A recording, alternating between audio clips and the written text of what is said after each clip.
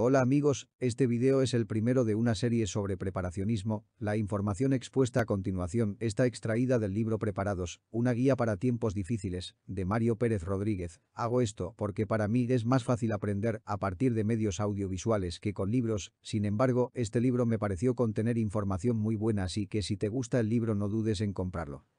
De evacuación de emergencia. Gran parte de este libro se centra en hacer de nuestro hogar un buen refugio contra emergencias. Sin embargo, es posible que una catástrofe muy cercana nos obligue a abandonarlo o bien que dispongamos de un segundo refugio más seguro, más equipado o simplemente más lejos de la causa de la emergencia al que podamos dirigirnos. Para ello es de especial interés analizar punto por punto los elementos de esta evacuación para conseguir que tenga éxito y no agravar la situación. Uno de los primeros puntos a tratar es cuándo proceder a ella, es decir, es evidente que ante un terremoto que ha dejado destrozado nuestro hogar o que lo ha dejado inhabitable, deberemos activar nuestro plan. Sin embargo, no está tan claro si debemos hacerlo, por ejemplo, ante desórdenes sociales como disturbios persistentes y de gran intensidad, ya que quizás sea más prudente no salir de casa hasta que la situación se normalice o al menos se suavice. Como norma general, si es posible, deberemos quedarnos hasta estar próximos a agotar nuestras opciones en nuestra residencia habitual. Las evacuaciones a menudo se producen en masa, lo que muchas veces no hace más que empeorar las cosas, ya que existe un peligro inherente a toda aglomeración. No obstante, esto deberá analizarse en cada caso, dependiendo de cada tipo de emergencia, su gravedad y nuestra situación particular. Antes de tomar plan de emergencia. Después de un par de conversaciones al respecto, todo el grupo sabrá qué hacer de forma aproximada llegado el caso. Desgraciadamente, cuando se trata de emergencias graves, que pueden costar vidas y que además pueden tenernos en un estado nervioso o de ánimo en el que no podemos pensar con claridad, no se puede dejar nada a la improvisación.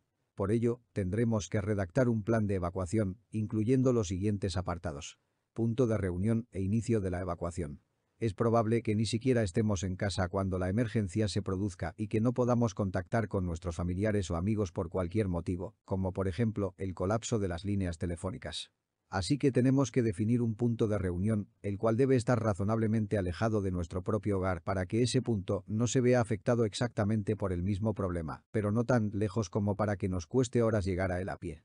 Si este punto de reunión no fuera conveniente, ya sea por verse afectado o por encontrarnos con una multitud, toma su lugar el primer punto de la ruta de evacuación, de la ruta con la prioridad más alta. Más adelante se dan más detalles acerca del trazado y selección de rutas. Material a recoger. Deberemos ser explícitos con los objetos que recoger para proceder a la evacuación y que deberán incluirse en el plan de forma pormenorizada, ya que con el tiempo olvidaremos lo que contiene la mochila, al menos parcialmente. Si hay otros objetos que sea factible salvar, deberán especificarse en el plan en forma de lista. Punto de destino. Es vital que el sitio al que nos dirijamos esté en mejores condiciones que el que tratamos de abandonar, por lo que deberá estar al menos unos kilómetros alejado de nuestra residencia habitual, aunque sería ideal que se pudiera alcanzar a pie en un plazo máximo de 3 días, lo que nos da un radio de unos 90 kilómetros por carretera o caminos de buena calidad si todos los miembros se encuentran en una forma física razonable. Siempre que sea posible, se deberá tener previsto al menos un lugar alternativo. Ruta de evacuación. Es necesario incluir planos que detallen la ruta a seguir entre el punto de reunión y el de destino, divididas en diferentes puntos a modo de etapas y que podrán servir como lugares de reunión. Hay que prever siempre rutas alternativas. Si las rutas son largas y discurren por el campo, podemos reforzarlas, enterrando o escondiendo recipientes con productos de primera necesidad a lo largo de ellas en intervalos regulares. Un cubo de plástico con tapa, conteniendo botellas de agua, chocolatinas y pequeños botiquines cada 10 o 15 kilómetros puede resultar de mucha ayuda. La posición exacta de estos recipientes deberá estar perfectamente detallada e incorporada al resto de la documentación, o al poco tiempo olvidaremos el lugar preciso en el que se encuentran. El plan debe ensayarse de vez en cuando, de esta manera detectaremos carencias en el mismo y podremos pulirlo en consecuencia. Además nos familiarizaremos con las rutas, el peso de la mochila, el tiempo que tardamos en cubrirlas y los puntos que presentan mayor dificultad. Mochila de emergencia. Se trata de un concepto ampliamente conocido incluso por gente no familiarizada con la temática aquí tratada. Simplemente se trata de una mochila que deberemos tener siempre preparada y que debe permitirnos sobrevivir durante un espacio mínimo de 72 horas. Esta cifra no es aleatoria, ya que se conviene que las primeras 72 horas tras una catástrofe son las más peligrosas, además de ser el tiempo necesario para que los servicios de emergencia reaccionen y comiencen a trabajar a pleno rendimiento. De forma adicional, siguiendo lo mencionado anteriormente, deberá permitirnos llegar a nuestro punto de destino durante la evacuación sin excesivas incomodidades. Para ello, deberemos incorporar cierto material atendiendo a nuestras necesidades más básicas, lo que además nos proporcionará un orden de prioridades a la hora de llenar la mochila, lo que no siempre es intuitivo. Estas prioridades serán: 1. Primeros auxilios. Deberemos disponer de material y conocimientos al menos para atender pequeñas hemorragias y otros problemas de escasa gravedad. Ante emergencias médicas que no podamos o sepamos atender, deberemos ante todo buscar ayuda médica profesional, incluso suspendiendo o cancelando la evacuación, y proporcionar antes primeros auxilios. Para ello deberemos disponer de un botiquín compacto pero completo.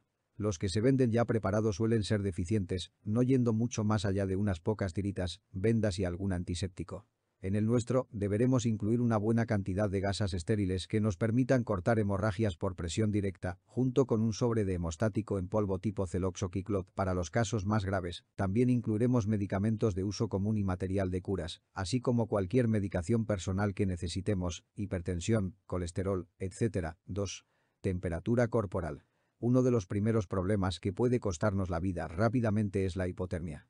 Si nos vemos obligados a pasar una noche a la intemperie en pleno invierno, podemos morir en pocas horas si no tenemos ropa adecuada y seca, no tenemos dónde refugiarnos o no conseguimos hacer un fuego. Del mismo modo, deberemos protegernos del sol cuando sea especialmente intenso.